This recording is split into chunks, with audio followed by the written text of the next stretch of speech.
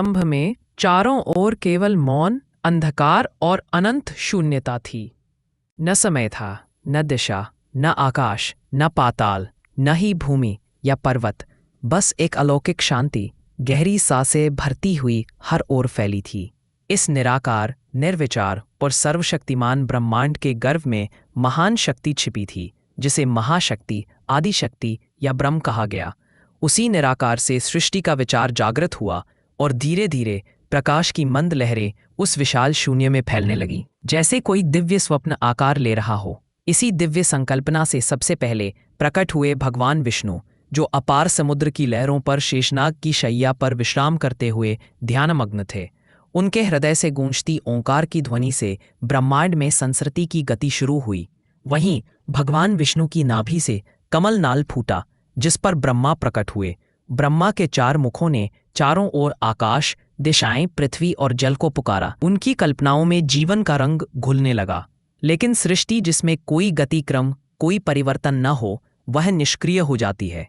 इसलिए जब ब्रह्मा अपनी सृष्टि रचना में व्यस्त थे, तो उन्होंने महसूस किया कि कुछ तत्व अब भी अधूरे हैं। समझ, तर्क, विवेक और विनाश के बिना सृष्टि अधूरी है। यही वह क्षण था जब ब्रह्मा और विष्णु में श्रेष्ठता को लेकर मन में द्वंद्व उत्पन्न हुआ। अपने अपने कार्य के प्रति अभिमान से भरकर वे एक दूसरे की महानता को अस्वीकार करते रचे कि कौन महान है, सृष्टि का रचयिता या पालनकर्ता। उनका अहंकार जैसे सृष्टि के व्याकुल अंधकार को चीरता हुआ किसी नए रहस्य का आह्वान कर रहा था। तब अचानक उनके सामने प्रकट हुई एक अग्नि की खंभे जैसी अलौकिक लौ, जिसकी तीव्रता, लंबाई और विशालता का न तो कोई ओर था और न छोर। ब्रह्मा ऊपर उड़ चले, विष्णु नीचे की गहराइयों में चले गए, किंतु उस ज्योति के आदि अंत को कोई न समझ पाया। अचानक उस अग्निधारा से गूंजती एक रहस्यमयी गूंज उठी, जैसे सृष्टि खुद बोल उठी हो।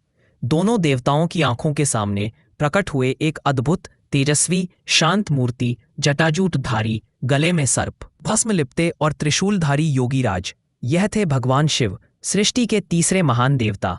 उनका स्वरूप इतना विस्मयकारी था जैसे अनंत सागर की गहराई, हिमालय की ऊंचाई और अग्नि की चमक एक साथ उनमें समाई हो। उनकी आंखों में चंचलता और गंभीरता का संगम झलक रहा था। उनके पैर नीचे पृथ्वी को और सिर आकाश को छूने का एहसास दे रहे थे। शिव ने ब्रह्मा और विष्णु से पूछा, तुम किसे खोज रहे हो? दोनों चुप। उन्होंने देखा जो उत्तर वे ढूंढ रहे थे वह स्वयं उनके सामने खड़ा है। शिव का जन्म या प्रकट होना वास्तव में किसी सामान्य जीवन क्रम की तरह नहीं था। वे स्वयंभू, अनादि और अनंत हैं। शून्य से प्रकट हुए वे सृष्टि में गति, संतुलन, परिवर्तन और समय का प्रतिनिधित्व करते हैं।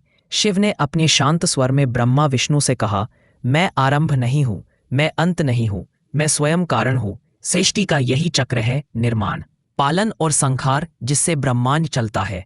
मेरा कार्य विनाश का नहीं बल्कि नवीनीकरण का है, क्योंकि हर अंत एक नई शुरुआत है। समय की धारा में एक बार विष्णु और ब्रह्मा के बीच फिर से श्रेष्ठता का संघर्ष छिड़ गया। शिव ने उन्हें स्मरण कराया कि वह स्वयं ब्रह्म के तेज से प्रकट हुए हैं, जो न आदि है न अंत। जब ब्रह्मा विष्णु ने पूछा, प्रभु आप कौन हैं, किससे उत्पन्न हुए? शिव मुस्कराए, मैं न जन्मा हूं, न मिटूंगा। मैं निराकार, निर्विकार, स्वयं में स्थित अनंत हूं। मेरे हर स्वरूप, हर नाम, हर कृति के पीछे ब्रह्मांड का रहस्य छिपा है। सृजन और संहार दोनों मेरी लीला है। शिव पुराण की कथा आगे बताती है कि ब्रह्मा ने सृष्टि प्रारंभ करने का विचार किया तो एक बच्चे की आवश्यकता हुई। उन्होंने गहरे तप में लीन होकर भगवान से प्रार्थना की। उसी समय उनकी गोद में एक दिव्य बालक प्रकट हुआ, शिव के बाल रूप में। बालक रोते जा रहा था। ब्रह्मा ने कारण पूछा तो बालक ने बोला, मेरा कोई नाम नहीं है, मैं इसीलिए रो रहा हूं। ब्रह्मा ने उसका नाम रुद्र रखा, लेकिन बालक पुनः रोने लगा। इस प्रकार ब्रह्मा ने उसे 8 नाम दिए, रुद्र, शर्व, भाव, उग्र, भीम, पशुपति, ईशान और महादेव। और इन 8 रूपों में शिव का बोध पृथ्वी पर हुआ। शिव के जन्म रहस्य के और भी रूप मिलते हैं। एक कथा के अनुसार जब सृष्टि जलमग्न थी, ब्रह्म, विष्णु और महेश के अलावा कोई नहीं था। केवल ये सत्य उस समय वहां विद्यमान था। वहीं शिव पुराण के अनुसार शिव अनंत आकाश की तरह स्वयंभू हैं, जिनकी कोई माता पिता, जन्मस्थान या अंत नहीं है। वे योगियों के योगी, ध्यान की पराकाष्ठा और ब्रह्म ज्ञान के स्रोत माने गए हैं। उनके गुनगुने नाद में सृष्टि का महासंगीत गूंजता है। उनके तीसरे नेत्र की चिंगारी से समस्त अज्ञान जलकर नष्ट हो जाता है। शिव के प्रकट होते ही प्राचीन आकाशवाणी गूंजी, शिव का नाम लो, स्वयं को जानो। शिव में संपूर्ण ब्रह्मांड समाया है। वे हर दिशा, हर भाव और हर काल में विद्यमान है। इसी क्षण कण कण में चेतना बहने लगी। सृष्टि की हर धड़कन में शिव का नाद गूंज उठा। शिव का क्रोध सृष्टि को संतुलन देता था। उनकी करुणा ब्रह्मांड में प्रेम बरसाती थी। उनकी मुस्कान से प्राणियों को विश्वास मिलता था कि हर अंत के बाद आरंभ सुनिश्चित है और हर उथल पुथल के बाद शांति आती है। कहते हैं, भगवान शिव ने अपनी सहचरी के रूप में आदि शक्ति को प्रकट किया। आदि शक्ति पार्वती रूप में शिव के साथ लीला रचती है। शिव और शक्ति का मिलन ही संसार की समस्त ऊर्जा और चेतना का स्रोत है। कभी वे कैलाश पर ध्यान मग्न है, कहीं वे तांडव नृत्य कर ब्रह्मांड की लय को थामे हुए हैं। हर युग, हर समय वे नूतन रूप में अलग अलग घटनाओं में प्रकट होकर सृष्टि का तारतम्य बनाए रखते हैं। शिव पुराण के अनुसार शिव का कोई आदि नहीं है, कोई अंत नहीं है। वे तुरंत अवतरित हो सकते हैं। वे ब्रह्मा के पुत्र के रूप में भी प्रकट हो सकते हैं और अपने अद्भुत शिवलिंग रूप में भी प्रकट हो सकते हैं। उनकी आराधना साक्षात ब्रह्मांड की आराधना है। वे योग, ध्यान, भक्ति, तपस्या और ज्ञान के परम प्रतीक हैं। उनकी भ्रकुटी से प्रलय आरंभ होती है।